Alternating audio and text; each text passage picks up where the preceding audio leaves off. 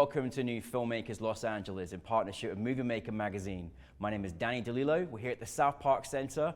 And all the way from Boston, we have Mav and Adriel with their movie, Rara Renee. Let's take a little clip. Whatever you selling, we not buying, man. Take your walking pawn shop ass up the block and go hustle somebody else. Man, chill, brother. Come on. I ain't looking to hustle no one. All I'm trying to do is make a quick buck. That's it. Hey man, forget that camera. What's that? What's that fly little thing hanging over your shoulder? Oh, this right here? You ain't in on this? Nah, what's that? This is a one-on-one Rara Renee. That shit hot too. And he made this just for me. Guys, I'm so happy to have you both here from Boston. Thanks so much for coming. Welcome to Los Angeles. We love your film at New Filmmakers. Welcome to the family. But for those that haven't seen your film, tell us a brief synopsis. Yeah, well, I think this film is pretty interesting because it doesn't follow a traditional linear story.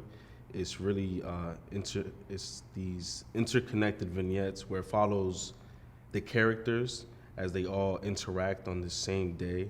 And there's this one thing that keeps them together, and it's the bag.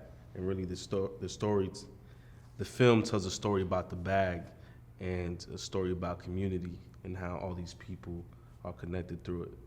It is a brilliant film to watch. Like, you two are such talented filmmakers. Like, I've got so many questions about just the way that it was shot, the way it was directed, the characters he had, and just that I felt like I was just watching this like in the environment with them. It was so intimate. Where did you both get the inspiration for creating this story? Yeah, there was so many different inspirations, and as we continued to grow with this project, different inspirations also came in. But one of the first things was one of my favorite photographers, Renelle Medrano. She did a photo shoot for Louis Vuitton, and it was kind of concentrated on like the menswear and also a lot of the handbag, kind of being more unisex. And that photo shoot alone really just like, I was like, there's something about like that one accessory that really elevates this entire photo shoot. And I think that was like a really, really big thing. And then from there, the work of like Jamel Shabazz, which is another like amazing photographer that we look up to. We have a couple of his photo books in the studio. So like we love just the idea of like the Harlem Renaissance and just like that dapper wear. And just, again, being film nerds, like we love people like Wes Anderson and Quentin Tarantino, of course, like the bigger ones. So I think it was like kind of taking bits and pieces from multiple things and combining it. I mean, I love to hear all the inspirations that you both had. I mean, it's, you know, there's so many nuances that you left me, and then just not just the moments that you brought the characters, but I mean, I want to talk about the music because that was literally blew my mind, like how many great tunes you had in there. But listen, firstly, I love the style of the film. I love how you shot it. When you both discussing about how you wanted to visualize this, using those inspirations, like how did you go about saying this is the way you want to shoot it and the way you want it to feel, because it was a special quality? Yeah, for sure. I think going into it already, we knew we wanted it to feel kind of aged, because I just think that's like aesthetically, it's like kind of what we connect to, something that feels a bit more aged, and it's not as polished. You know what I'm saying? It's not very cookie cutter. Yeah. And you know, it was like taking some of the inspiration from Wes Anderson, where the shots are very symmetrical. So the camera isn't moving, but the movement is focused from the characters. But of course the atmosphere comes more from like a Spike Lee. Yeah. As far as, because you know, like where we live at and the places we've been and where we're pulling inspiration from, like that's what it looks and feels like. So we wanted to make sure to capture that, but shoot it in a way that's a little bit different as well. You know? Yeah, no, you definitely got. I think Spike Lee will be proud. Don't you worry. I think you did a good job. Thank you. Bringing it, right? Because this is not obviously a conventional film, like saying, okay, act this part out like this. Like, how did you go about? You had a great group of people that you brought in for this film, great actors. Like, how was that process? And you know, it's hard to kind of like, you know, you got to really work with them in a certain way as directors, right? So how was that experience, Mo? Honestly, I think the main thing that I'm really happy about is the fact that a lot of these individuals are just our friends. Like it was just people that we kind of just met along the way, and you know, and we did have like casting calls and whatnot, but it was just people in our community, and I think also bringing in those people even further solidified like the message of the story itself is like community. Yeah. But yeah, it just ended up being just like a lot of our friends. Yeah, and if I could add to that, because what you had mentioned, like, it's people we met along the way. Yeah. So it was definitely a mix of people we already know, and then people that were like, further removed, a friend of a friend. Yeah. But throughout the process, like, the amount of relationships and people that we met, that we built just through the film was like, it speaks to the aspect that that the film speaks of, that aspect of community where everybody's revolving around this one bag. Like, that was the reality. Like, that was what we were experiencing in real life through the production of the film. And then that's also what the film represented. So it just kind of ended up playing out that way. Yeah, But you feel a lot of love in there. So you basically built more filmmaking and family building this movie. yeah, right? absolutely. Yeah. Absolutely. What was, I mean, again, a lot of it's, exterior. So that's a little tricky sometimes when it's outside, right? So how was the production side of things? Were there any challenges? Was it plain sailing easy? Like, tell us.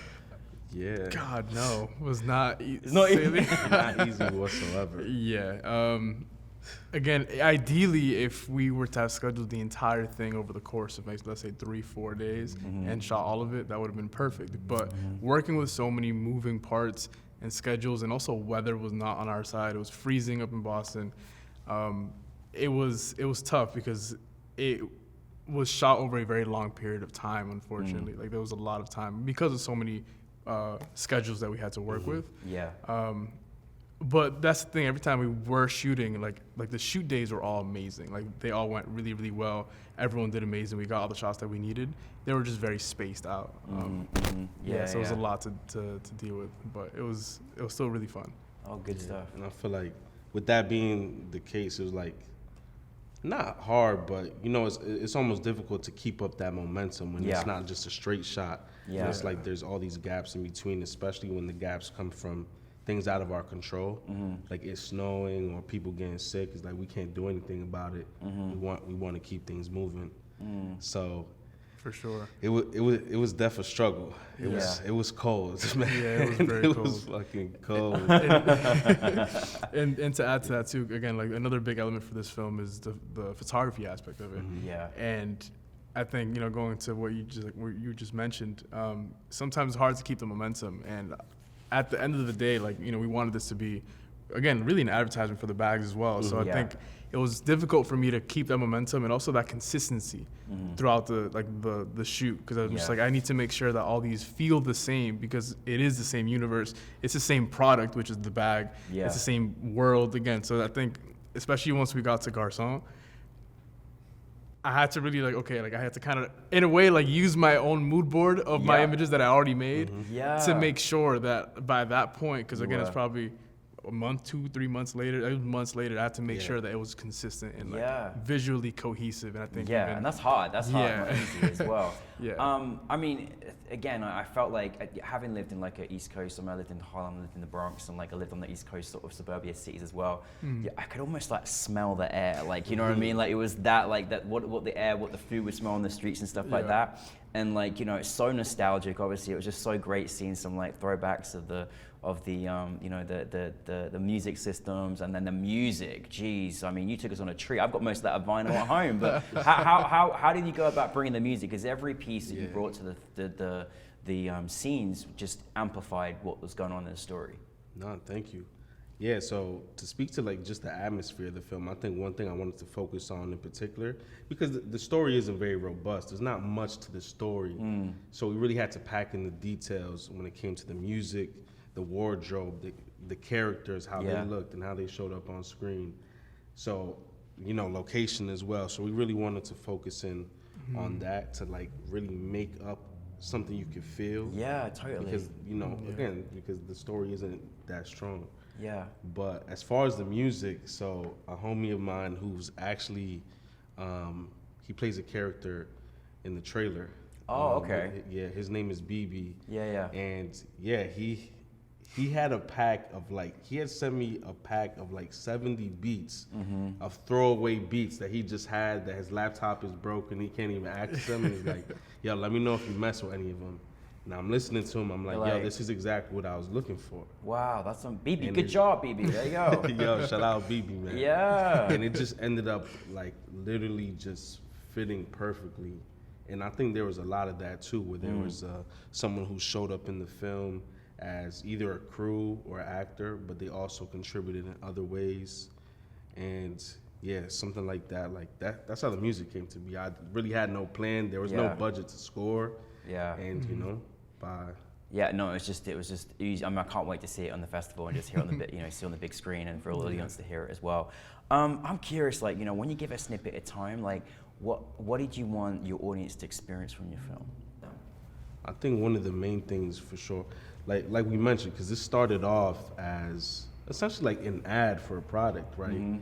So going into it, it's like we want people to picture themselves with the product. Yeah. But then taking that one step further is like having people, connect or relate to something they see on the screen or feel, and they can picture themselves in the world. Yeah. So I think that's really what we wanted to build, something where people could see themselves fitting in it because they relate so closely to it. You did it. Yeah, 100%. And then to add to that too, it was really beautiful to see. Which, first of all, we did amazing with styling and just each character, because a lot of these characters are very like eccentric, right? That's the word, eccentric. Yeah. But then also a lot of characters like Lone Soul, for example, like his character is very, very like minimal, and so it's not as over the top. Yeah. So I think you can find yourself in at least one of these characters. Yeah. I think that really was a takeaway, that like all these characters feel so different. Yeah.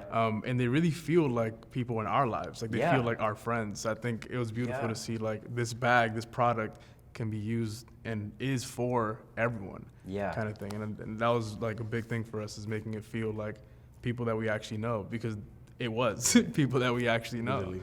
No, it's amazing. It's the thing that brings everything together as well.